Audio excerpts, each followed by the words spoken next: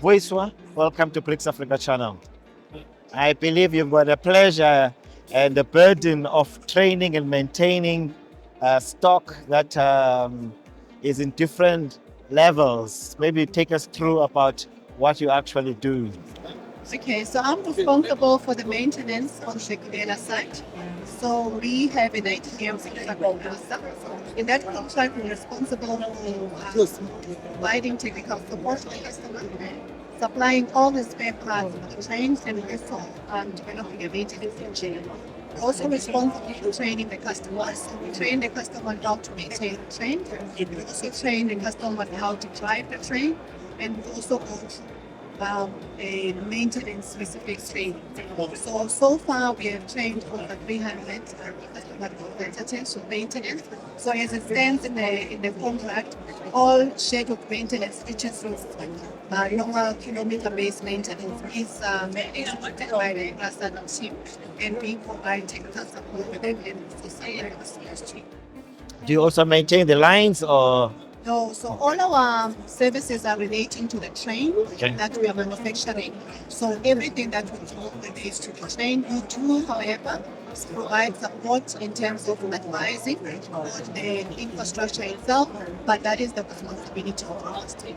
Okay. And the parts that you manufacture, do you assemble them here in South Africa or you manufacture them from scratch? So we manufacture everything from scratch. We do have a number of suppliers that are locally based. So those suppliers supply various components of the train. So our train in our factory in Dunota will start from the car body shell, where we are manufacturing the body of the train itself.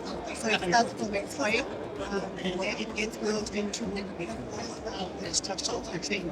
So all the components get featured in various aspects of the workshop, all the way up until with the interiors. So normally start with the car body shell, then go into the interiors of the train, and then at the end, then comes the windows. So throughout our manufacturing process, our train our body bodies, and then only at the end. So we also have in our factory in Dunota a testing building. So everything gets manufactured in the car is one polish. At the testing line, we get consolidate everything. So our train is made out of 6 cars, and then we then test inside our yard, testing for functionality. Then we even test for operation. We have a line in the factory where we can test for 60 kilometers per hour, and then we send the train to Victoria, and then we go on an open line where we can test the train for 120 kilometers per hour. So our train ultimately will operate at 120 kilometers per hour. Okay. And I believe part of your SLA is to transfer some skills to PRASA. How many would you say over the period you've been there have you managed to transfer skills to PRASA? Yes, that's quite very important because our contract is up until 2035. So it's quite important for us to transfer the skill to the customer. So we have trained a number of drivers. So currently, there's almost 200 trains that are running every day. So all the drivers that are running the trains across all the regions in Western Cape and KZN have been trained by us as like a team. And then we also train their maintainers to do the actual maintenance of the train. What is quite important in our contract is to make sure that at the end of the contract, you don't leave a skills deficit and the customer cannot continue. Because the train itself is designed to last for 40 years. So we don't want to be there in the contract for that long. So we are quite intentional in ensuring that the customer has the skill. We also pair the customer with our team for a period of 2 years. And in that way, we work with them, we train, and in our whole training program, people must get at least a percentage of 80% in order for you to be successful and get to the next level. So we're quite excited about that because we know that no matter where you are in the lifespan of the train, there is a skill that the customer or client has to continue post train. And in the era of AI, are we going to still have train drivers 2035? So we have a lot of robust technology on the train, Okay. but not a trainless driver as yet. So Okay. we are not there. But there's quite a number of safety built-in features of the train that assist in terms of in the case of a collision. So that the passengers are always protected. And there's a lot of investment that has gone into the functionality of our traction system that allows very minimum impact in the case of an accident. So those are some of the technology. But yes, we've seen in Europe, there's a lot that has happened in terms of driverless trains, but we are not there yet.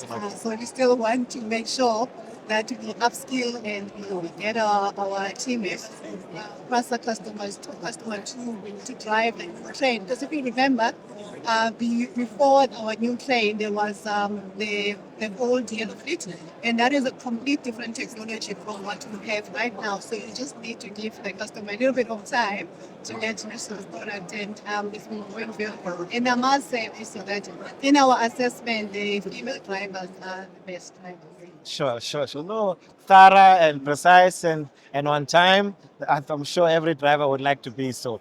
But one question I want to know, your CEO was saying that there's a whole vision of going up north into all the other territories of Africa. Capacity-wise, how ready are you to realize this dream? Manufacturing for SADC to start with, and then ultimately for other regions in the continent. We're quite excited about that possibility. It also comes with a new train design that we are currently using, which will be a diesel electric hybrid train. So we have identified partners in South Africa that will partner with us in order for us to do the development. So we are not going to go to the African continent all by ourselves. We will firstly go with our customer. We will also go with the industry experts in the country that will assist us in various aspects of the design. So we feel like this diesel electric variant is quite responsive to the market. If there are areas in the African continent where there are no power lines, as an example, the train is able to operate and give the level of service to the customers. So we identify our strategic partners in the country, and we are busy finalizing the. So, Vuyiswa, you are ready for Africa. We are ready for Africa. Vuyiswa, thank you for joining us on BRICS Africa Channel. Okay.